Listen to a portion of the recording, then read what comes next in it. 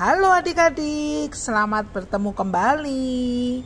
Adik-adik pasti pernah dengar cerita tentang Hachiko, seekor anjing yang setia menunggu tuannya pulang meski tuannya tidak pernah pulang karena saat berangkat kerja sakit dan meninggal. Adik-adik juga pasti pernah dengar kisah tentang seekor gajah di Afrika yang menemani temannya yang sudah mati supaya bangkai temannya tidak dimakan binatang buas atau burung gagak dan gadingnya tidak diambil oleh pemburu. Wah, dua binatang itu hebat ya adik-adik ya. Hachiko setia pada tuannya, gajah Afrika setia pada temannya. Setia artinya tetap, tidak goyah. Mereka mengasihi dan tetap mengasihi.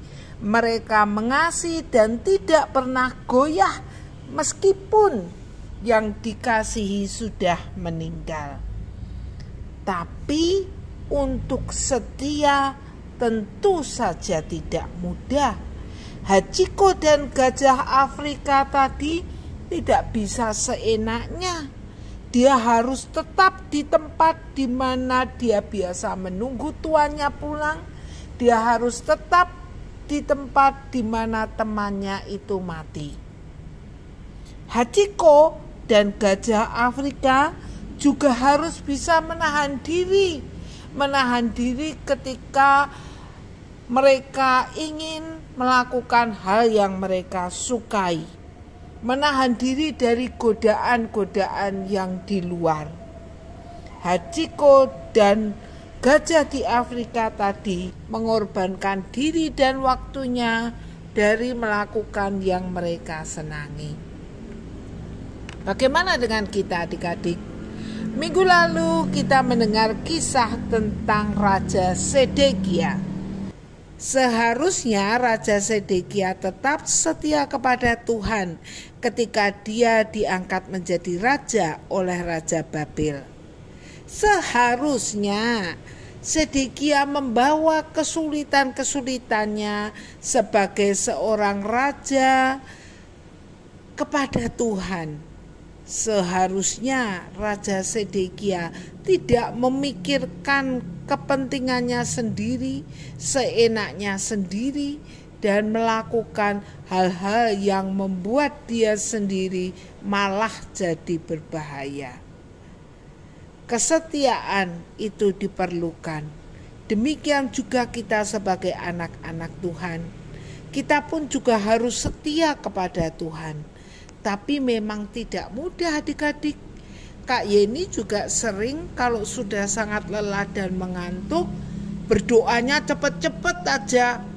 Tuhan, aku mau bobo, amin. Padahal seharusnya Kak Yeni harus tetap berdoa dengan sungguh-sungguh. Kak Yeni juga sering ketika sedang baik-baik terus diganggu orang, Kak Yeni ingin marah. Padahal seharusnya Kak Yeni bisa menahan diri. Nah, belum lagi kalau ada banyak hal yang harus dikerjakan, tetapi harus membaca firman Tuhan dulu, harus mendengarkan renungan pagi dulu, sapaan firman Tuhan dulu. Nah, kadang-kadang pegang handphone, mendengarkan firman Tuhan, mengikuti lewat handphone, tetapi kepalanya, isinya tidak lagi fokus. Banyak hal yang dipikirkan. Padahal seharusnya kita fokus. Adik-adik, mari bersama-sama kita belajar. Meskipun semuanya itu sulit untuk kita lakukan, tapi itu harus kita lakukan.